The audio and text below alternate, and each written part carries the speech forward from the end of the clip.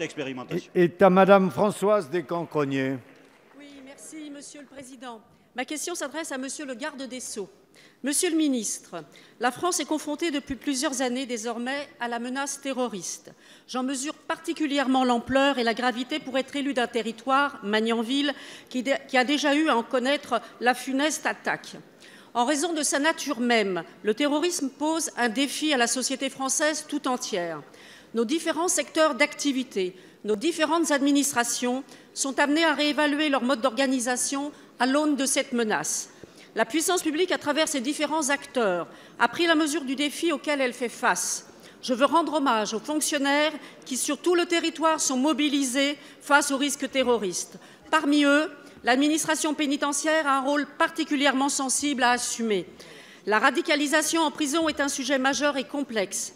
Dans cet espace confiné, l'idéologie terroriste trouve des voies de diffusion particulièrement propices.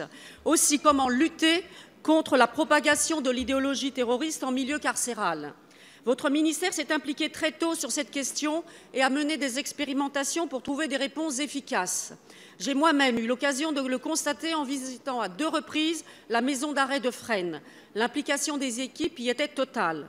Hier, vous avez annoncé la mise en œuvre d'un plan de sécurisation de nos établissements pénitentiaires qui nous permettra notamment de mieux lutter contre la radicalisation violente.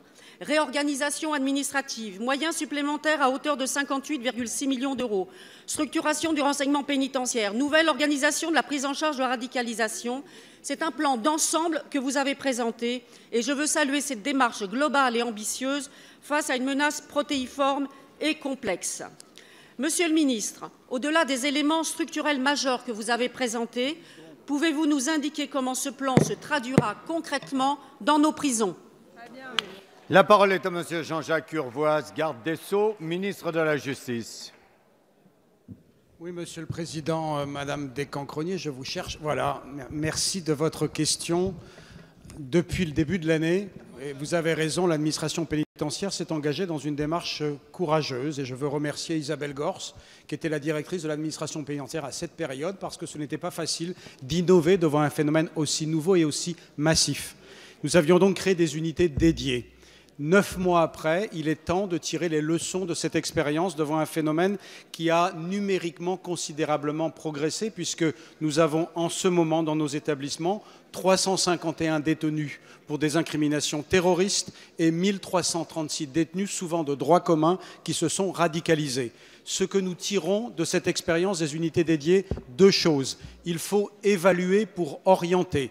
Et donc nous créons, à la place des unités existantes, 6 structures d'évaluation dans lesquelles passeront pendant 4 mois tous les détenus dont nous suspectons la radicalisation. Au terme de ces 4 mois, ils seront orientés dans des établissements qui seront organisés en fonction de la dangerosité supposée des personnes en question.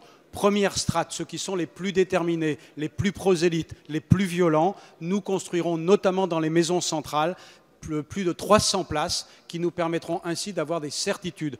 Ensuite, pour ceux qui sont moins déterminés, moins prosélytes, moins violents, mais tout autant pour le moment radicalisés, des processus de prise en charge personnelle dans 27 établissements. Et pour ceux qui sont dans une situation d'observation, mais qui nécessitent une attention et une vigilance, nous les laisserons dans les établissements actuels. En contrepartie de cela, nous créons des équipes de sécurité pénitentiaire et nous créons une sous-direction à la sécurité au sein de l'administration pénitentiaire. Ce ne sont encore que des expérimentations. J'en revendique la pertinence parce que devant un phénomène aussi nouveau, je ne crois pas qu'on puisse avoir des certitudes. Merci, monsieur.